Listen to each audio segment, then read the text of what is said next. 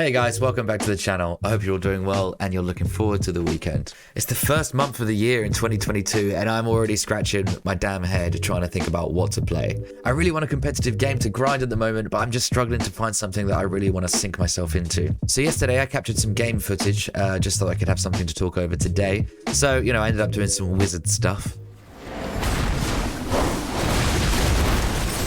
No! Oh my god. What a cluster. It's absolute chaos in the final circle. And then I did the unthinkable, guys. I'm so sorry. I know you're going to think less of me, maybe, after this, but I have to come clean because I can't keep this. I can't keep this from you. It's too much of a burden to carry. I downloaded Fortnite. Oh, I'm sorry. There was nothing else. And you know what? It wasn't bad. I had quite a lot of fun yesterday. I was shit, but I had a lot of fun. So I'm going to be flicking between the footage during today's video while we discuss Battle Royales in 2022. Whether or not they're just getting started, or whether or not they're slowing down or running out of ideas. If you decide at any point during this video that you quite like it, hit the like button for me. Let's try and get this get some more eyes over here at F2G so we can get the conversation going about the things and topics that we discuss here. And if you're new here and you like the vibes, consider subscribing and tickle the bell as well so that you don't miss out on any uploads, and then you won't get FOMO. So, no one wants that. Anyway, let's get on with the video. Battle Royales in 2022, eh? Before I got into Battle Royales, I was under the impression that they wouldn't last as long as they have, that they were just a fad, and eventually people would just go off them, because we all know how fleeting attention can be these days. I mean, just one quick look at my YouTube analytics will prove that. I'm kidding. That's on me for not keeping people's attention. Anyway, the point is, the Battle Royale craze has turned into a genre, and in my opinion, a damn good one too. It's the natural evolution of the old multiplayer arena shooters of the 90s and early 2000s. Also, I used to love the Japanese movie BR, Battle Royale, and thought back then, why is there not a game made of this? Of that manga/movie, because it had all the ingredients there to be a really cool game anyway. Missed opportunity, in my opinion. Or maybe there was a game, I just never heard of it. Probably only a Japanese release if it was. But it wouldn't be until H1Z1 and PlayerUnknown's Battlegrounds, PUBG for short, to be successes before BRs became a worldwide phenomenon.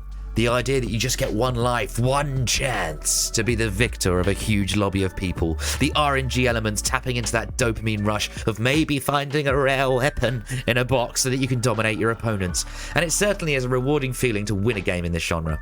But alongside all of the hype for them, there was the camp of people who I suppose I was guilty of being part of at some point, who hadn't found a battle royale they really got into or cared enough about to improve their skills on, and so the one life thing was probably a barrier of entry to a lot of people, and they'd prefer just the respawn festivals of more common multiplayer experiences. And they'd bash on the idea of games having battle royale modes or focusing their development efforts on making them, as I suppose they felt, left out. But anyone who loves BRs will know it only takes one to hook you in. Just one. To help you learn how they operate and make it almost impossible to go back to the respawn modes or arena shooters in general. The first taste I had of that feeling, having one precious life, but still wanting to be the hero of the game and put yourself in heated battles only to come out on top with adrenaline shaking through your hands, was actually in 2006 when Gears of War first dropped. The game mode, funnily enough called Warzone, had you in a 4v4 deathmatch with just one life per round, and I remember it being so insanely thrilling to wipe a team of 4 after your teammates had sadly been simultaneously blown up by a frag grenade, and it was up to you to clutch up while they were watching you from the afterlife. Times that feeling by how many players are in these massive battle royales these days, and it's no wonder that they're so popular. Not just to play, grind and get better at, but why they're the most watched shooters/games on streaming platforms such as Twitch and Facebook Gaming. So let's take a look at how Battle Royales are competing at the moment for who have the most innovative ideas to keep the core principles fresh. The big three at the moment would be Apex, Fortnite and Warzone, would you agree? Apex has a huge skill gap which isn't really friendly to new players, but after you get the hang of the movement, what weapons are viable, and learn the legends' individual idiosyncrasies, the game is a pure battle of skill. And as long as you know what you're looking for when you're watching, it can be extremely tense and exciting too. Apex has a system in which after a teammate is fallen, you can grab their little banner from their loot box, head over to a respawn station to attempt at bringing them back from the grave. This idea innovated the genre's idea of just having one life, and was a great way to keep people from dying and just backing out of the game, leaving their remaining members of the team to be against the odds for the rest of the match. This is an important evolution of Battle Royales, as it's become an industry standard to have some sort of comeback mechanic included in the game, to deter people from just finding somewhere in the zone to sit and basically hide/camp, fearing for their one and only life. Just knowing that if you push a team and that team gets the better of you, a tactical retreat, a team revive and a reset could still make the match winnable. Warzone introduced buy stations with cash that you could find around the map and purchase armor, airstrikes, customizable weapon loadouts, or buy back fallen comrades if they'd lost their gulag, which again was another chance at being dropped back into the game to reset and try again. Truly genius ideas, and the point I'm kind of getting at here is the more of these kind of ideas that get introduced make it so that the Battle Royale games themselves feel like their own story. You decide where you drop, you all loot up, head to the buy station for everyone to load up on extras, you fight your way through the zones and hopefully outplay anyone who dares get in your warpath. Fortnite even took a look at what its opposition was doing and introduced its own features, much akin to the ones mentioned here, to success too. And although people have called it played out or overdone, the fact that great ideas are still making clear distinctions between the games, all under the umbrella of the Battle Royale genre, is why we are, in my opinion, just getting started with them. However, and of course there is always a however, it's not all glory and celebrations, is it? Let's be honest. Cheaters are a huge issue in Battle Royales. If you could respawn, you wouldn't get too upset about being aimbotted out the sky by some troll who's paid money for software to make sure he or she never gets better at the game.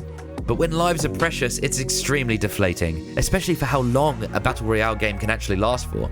Warzone has become notorious for having the most cheaters and developers and publishers who rarely even want to acknowledge the issue, and in my opinion is the reason this game fell off the horse big time last year, and it has not recovered. The new map Caldera further highlights some of the issues found in Verdansk, and I'm not sure if it's the engine the game runs on or just the color palette in general, but enemy players blend into the backgrounds and it's infuriating when the TTK is so quick. The bugs and glitches, exploits, and still people cheating, it's a giant mess, and I don't think under the current leadership the game has, it can claw its way out of the hole it's decided to dig for itself. Apex is still going strong with its map updates and rotations, with new legends being added. They seem to really know what their community wants and continue to deliver it. I don't play Apex personally, as I haven't taken the time to get any good at it, but I respect the skill involved and the developers knowing how to keep their fans for the most part happy. Fortnite, another great example of a game which has changed a lot since launch. Not always landing on its feet, but as of the last update introducing the sliding, web slinging, first-person ADS assault rifle, it's trying new things. And honestly, I kind of had a blast trying to learn it yesterday. I sucked, as I said earlier, I was bad. The building is a completely alien concept to me, and I was struggling to get my head around it, but at the very least it's given me a newfound respect for those who are really skilled at doing it all at once and having those epic building battles. So that brings us to 2022. This is a new year for competition between rival companies to make the most compelling and engaging Battle Royale. I think we all know by now what my main game is going to be come this spring, but what about you guys? Have you switched between BRs, been loyal to one since it came out, or looking for something new this year? What makes a great Battle Royale in your eyes? I'll see you in the comments if you want to continue to chat about it. Just a heads up before I go, my next video is going to be on the PC version of Sony's 2018 masterpiece, God of War, on high settings. Can't wait for that one. But until then, I'll catch you in the next one, guys.